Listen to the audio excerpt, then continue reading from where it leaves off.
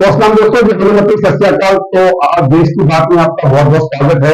हमारे साथ आरिफ साहिल कासमी हैं, और जो डिग्री इस्लाम में पीएचडी कर रखी है, यानी कि हम इस्लाम के बारे में अगर बात करें तो ये मास्टर डिग्री इनके पास है, इस्लाम के बारे में पीएचडी कर रखी है। और दूसरी बात, मेरे साथ एक वरिष्ठ पत्रकार जेके भी हमारे साथ मौजूद। आज हम चर्चा करने वाले 2024 को लेकर बहुत से लोग कहते हैं कि हिंदू राष्ट्र बनाना, हिंदू राष्ट्र नहीं बनाना है, जबकि हमारा देश सेकुलर है। लेकिन बात करें हमारे आज दिन में बात करें हिस्सेदारी की, तो लगभग लगभग 18 से 20% जो आबादी, जो 2011 का एनपीआर के अनुसार हमारे देश की आबादी 16% मुस्लिम आबादी देश से है। तो 2011 बात को एनपीआर में जनगणना भी यहाँ पे हमारे देश में नहीं होगी। तो लेकिन आज जब जाए तो अगर मैं पार्टी की बात करूं तो अधिकतम सभी पार्टियों में मौजूद, चाहे बीजेपी कांग्रेस है, लेकिन अभी भी उनका उद्धार नहीं हुआ। तो अब बात करते हैं मुफ्ती आबिद साहिब काफी साहब से। क्या कहेंगे सर? आज भी एक कहता है कि तुम हमें, आपको हमारे वोट की जरूरत नहीं है, और दूसरा कहता है कि आप हमें वोट नहीं दोगे तो मार जाओगे। इसका तात्पर्य क्या सर? तो सबसे पहले तो आपका बहुत शुक्रिया, आपने मुझे अपने स्टूडियो में बुलाने का मौका दिया, अपनी बात रखने का मौका दिया।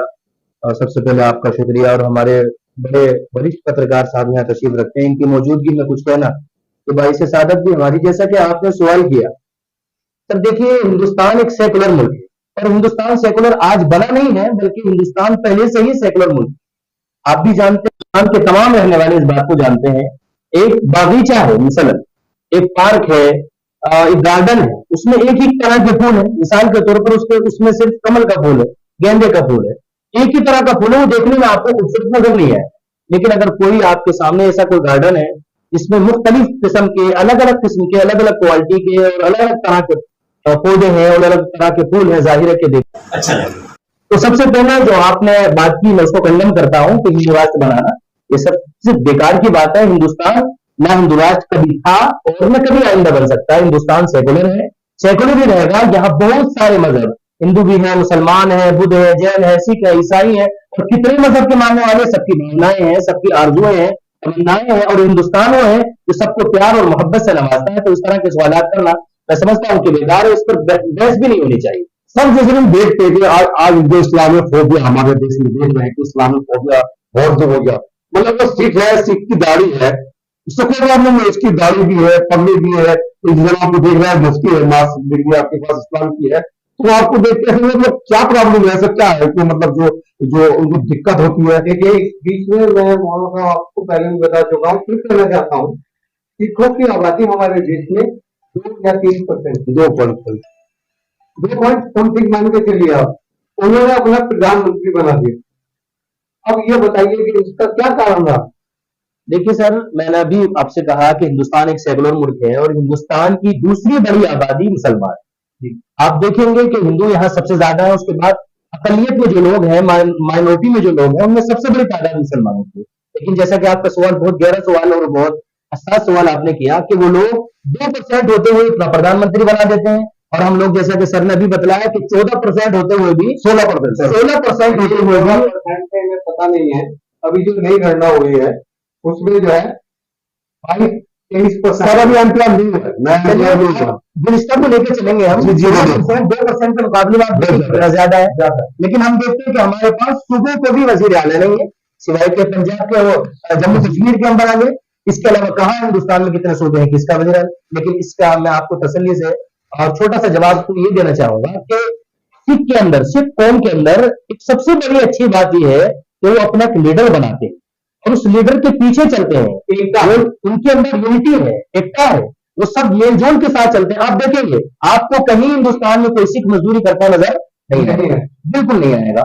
उनके अंदर अगर 10 लोग एक इलाके में सिख रहते हैं, 8 लोग कारोबारी हैं, बड़े बिजनेसमैन है, 2 लोगों के अगर पास कारोबार नहीं है, तो वो 8 के अगले लोग इकट्ठा होकर के उन 2 लोगों को कारोबार पर खड़ा करते हैं, उसको कारोबार देते हैं, उसको बड़ा आदमी बनाते हैं। ये चीज, इसकी कमी हमारे अंदर है। अंदर भी चलता है, बिल्कुल उनके अंदर बहुत सारी खूबियां हैं। इसके अलावा उनकी खूबियों का तस्करा नहीं भी सिर्फ ये है कि हम क्यों नहीं कर सकते, सिर्फ ये कि हमारे अंदर आदत है कि आप अलग चलेंगे, मैं अलग चलूंगा, वो अलग चलते हैं। आपकी पार्टी एसपी है, उनकी पार्टी बीएसपी है, मैं बीजेपी का आदमी हूँ, वो कांग्रेस का आदमी है। सब इस तरह हमारी पार्टियां हैं। ये क्या मामला है? इस तरह हम कैसे अपना वजीर आला या प्रधानमंत्री बना सब सकते ये हैं? मानते हैं ये मानते हैं कि हमारे जो दीगर दूध उनमें रहनुमा मान आए जिनको हमारे जो हमें प्रेजेंट करते हैं उनकी बहुत बड़ी कमी हो रही है। देखो वो पहले तो आप ये बताइए किनकी रहनुमा माना, ये बताइए पहले आप जिस पार्टी में भी एक बात करो, चाहे वो आजम खान हो, बहुत सारे दिगर ऐसे बहुत सारे पॉलिटिशियन ऐसे नहीं कि मैं अगर बात करूं हमारी निर्वाचन भारतीय निर्वाचन आयोग में 5,000 पार्टियां रजिस्टर्ड है जो मान्य है।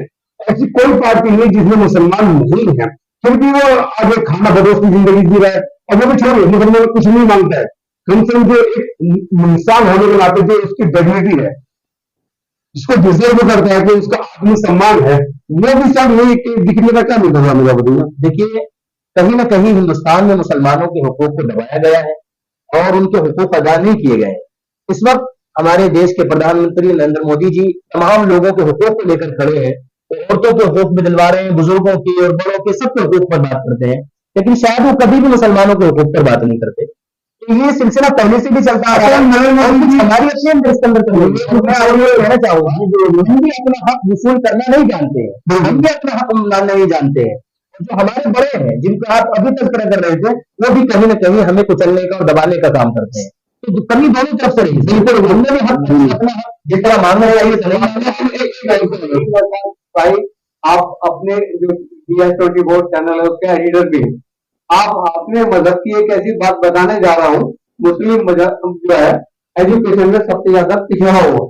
इस बात को मानते हैं आप या नहीं मानते? देखिए ये आप भी मानते हैं, मैं भी मानता हूँ, हम सब मानते हैं और इसकी कमी हम महसूस कर रहे हैं।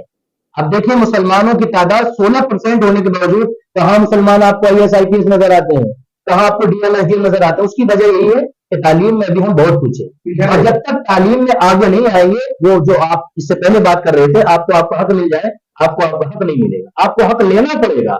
आप देखें समाजी एतबार से इस बात को देखें कि बच्चा जब तक रोता नहीं है उसकी माँ उसको दूध नहीं पिलाती, बच्चा रोता है उसकी माँ तड़पती हुई फौरन आती है दूध पिलाती। मतलब ये कि उस बच्चे ने अपना हक मांगा, इस तरह हमें हक मिल नहीं सकता। अच्छा देखो मुफ्ती साहब मैं बात कर रहा हूँ जैसे इस्लाम की रहनुमाई की मैं बात करता हूँ, जैसे समाजवादी पार्टी है, BSP कांग्रेस, वो भी तो नहीं बात करती।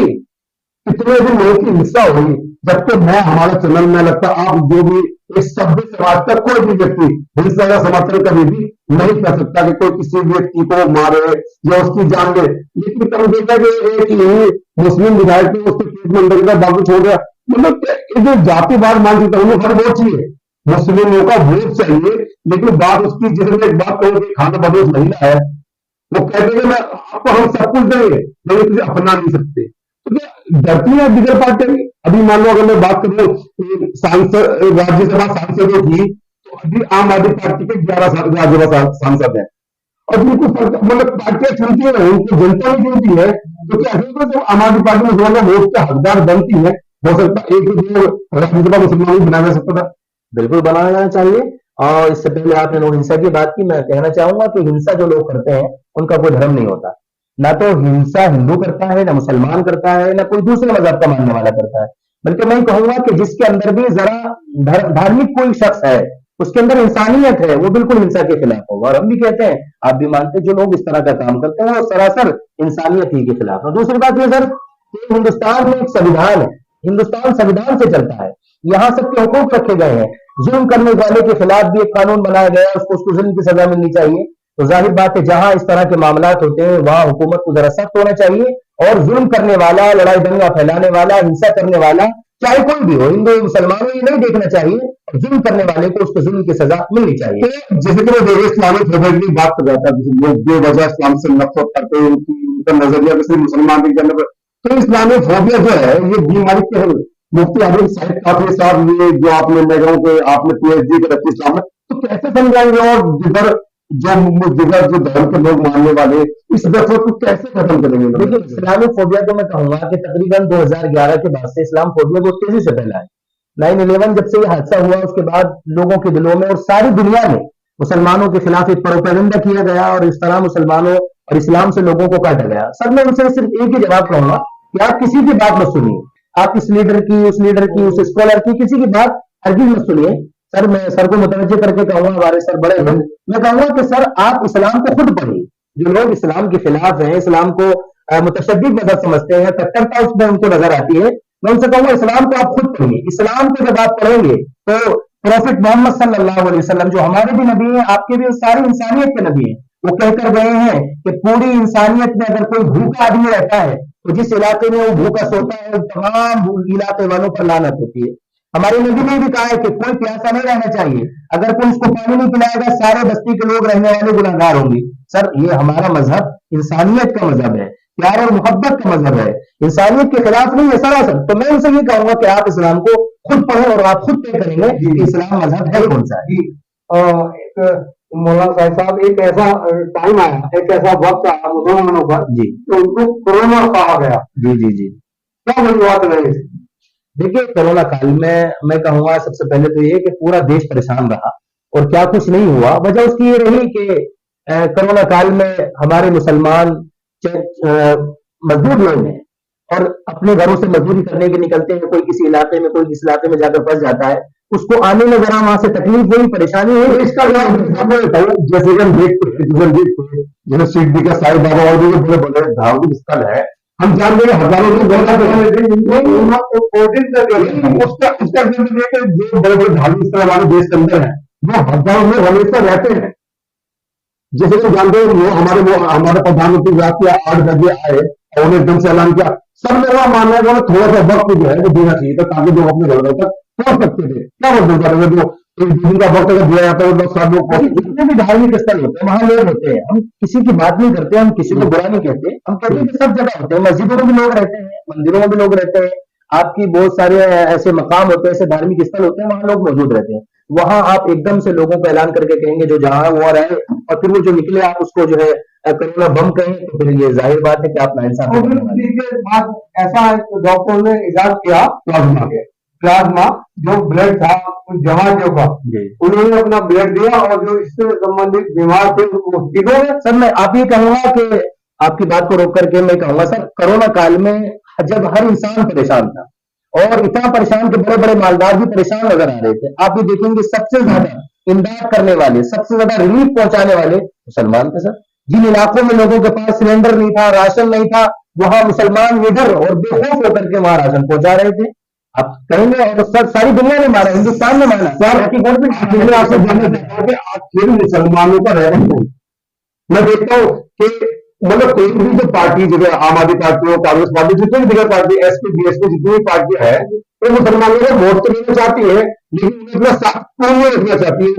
जब हम बात कर रहे हैं संविधान की, सभी भारत के नागरिक है, तो फिर मुसलमानों से अभी देखना हमने एक वीडियो चलाई थी हजरत हजारों से, आपने देखा हो गाजियाबाद के अंदर 64 करोड़ की लागत से वो हज हाउस बना था और जब वो सरकारी बिल्डिंग है तो उसको एक जातिगत मानसिकता के चलते उसको बंद कर दिया गया, जबकि वो सरकारी बिल्डिंग मस्जिद या मदरसा या दरगाह नहीं है।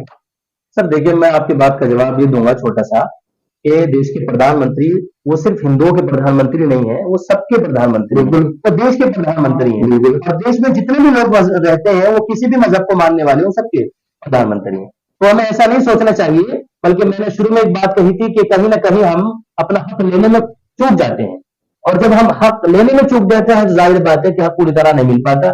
और जहां तक भेदभाव की बात कर रहे हैं आप, कि भेदभाव को इस वक्त हिंदू मुसलमान महसूस कर रहा है, हिंदू भी महसूस कर रहा है, मुसलमान भी महसूस कर रहा है। इससे पहले इस तरह के हालात हिंदुस्तान में आजादी के बाद से कभी नहीं बने, लेकिन अब इस वक्त महसूस किया जा रहा है कि हालात कहीं ना कहीं भाई का जो कहने का मतलब ये था कि हमें ऐसा कौन सा व्यवहार चुनना चाहिए जिसके माता। देखिए ये बात तो ये सवाल बड़ा मुश्किल सवाल है और ये मुसलमान खुद आपस में डिस्कस करके इसको तय कर सकते हैं। बाकी मैं किसी पार्टी को मुतय्यन करूं तो सिर्फ इतना कहूंगा कि जो आपकी नजर में काम करने वाला है, आपको आपका हक दिलाने वाला है, चाहे वो हिंदू हो चाहे मुसलमान हो, आप इसको मत देखिए। हिंदुस्तान सेकुलर मुल्क है, यहाँ का कोई लीडर, यहाँ का कोई नेता सिर्फ हिंदुओं का नेता नहीं बन सकता, मुसलमान का नेता नहीं हो सकता, वो सबका नेता है, वो सबका लीडर है, सबका कायम है। जाहिर बात है जो आपकी नजर में काम करने वाला है उसको आप चुने। मेरा मतलब यही है कि अभी बात चली थी, जैसे आपने वीडियो में देखा हो दिन भर आज वो चल रहा कि सब आदिवासी मिलना चाहिए, फलाना मिलना चाहिए। मेरा मानना है कि जो बहुत अच्छा ये बिल पास हुआ है, संसद भवन में बिल पास हुआ तो महिलाओं को 35% की जो आरक्षण वो दिया जाएगा, लेकिन इसमें यूं को ना कहा जाए कि जितने भी हमारे देश की महिलाएं फीमेल जितने भी है, चाहे वो किसी भी जाति से आती हो, किसी भी समूह से बिलोंग करती हो, उन सबको उसका लाभ मिलेगा। ऐसे क्यों नहीं पार्टियां बोल रही? नहीं देखिए, इस पे अभी बात नहीं की जा सकती ये राजनीतिक मामला है। हाँ, इस पे बात नहीं की जा सकती, बल्कि आप यूं कहें और हम इसका जो है सी करें कि बहुत अच्छी बात प्रधानमंत्री जी कर रहे हैं, औरतों को उनके हकूक दिला रहे हैं। हम खुद भी ये चाहते हैं, हमारा मतलब भी ये चाहता है कि अपना हक भी रखें। सर मेरा सवाल ये है कि जो बिल पास हुआ है, क्यों ना उसका लाभ सबको मिले? बिल्कुल सही बात। इसलिए हम तो बात नहीं कर रहे, महिलाओं के लिए पास हुआ है, अगर किसी भी जाति की महिला हो उसको उसका लाभ मिलना चाहिए। मैं कहूंगा जिसका भी जो हक है उसको मिलना चाहिए। और प्रधानमंत्री जहां औरतों की बात कर रहे हैं, जाहिर बात है हिंदुस्तान की औरत में मुसलमान भी औरत हिंदुस्तान की है, और एक सिख की जो खातून है वो भी हिंदुस्तान की है, और जिस मजहब को भी मानने वाली है वो सब हिंदुस्तान की खातून है। जब प्रधानमंत्री जी ने एक बिल पास किया है और उसको पेश किया गया है, और वो मस्तूरात औरतों के बारे में, तो जाहिर है कि जितनी औरतें हिंदुस्तान की हैं वो सबके लिए है। तो सबको 2024 के चुनाव है नजदीक। जी जी, उस मसले में तरह तरह की जो भ्रांतियां हैं वो फैलेंगी। उस भ्रांतियों को समझना हमारा काम है। बिल्कुल सर। और उसके अनुसार ही चलने का हमारा काम है।